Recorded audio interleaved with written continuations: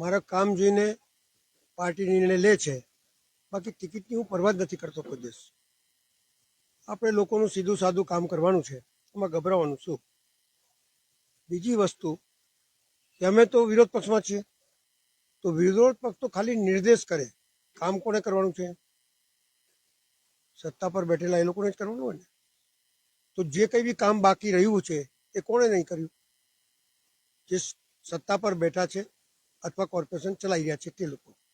એટલે અગર જો ગુનેગાર હોય, કોઈ બી કામ નથી કર્યું એનો ગુનેગાર હોય તો સત્તા પર બેઠેલા લોકો હોય. હા, અમે કોઈ તમે જે કામ બોલ્યો હોય એની રજૂઆત ના કરી હોય, એના માટે લડ્યા ના હોય, એના માટે લેટર ના લખ્યું હોય, એના માટે કમિશનર પાસે ગયા ના હોય, તો અમે ચોક્કસ ગુનેગાર છે. પણ એક પણ જગા એવી બાકી નહીં હોય મારા વિસ્તારમાં કે જેની મેં રજૂઆત ના કરી હોય, જેની મેં નિર્દેશ ના કર્યો હોય, જેનામાં લેટર ના લખ્યું હોય. એટલે જાણી જોઈને વિરોધ પક્ષના લોકોના કામ નહીં કરવા એમની રીતિ ને નીતિ છે, એટલે જ લોકો હેરાન થઈ ગયા.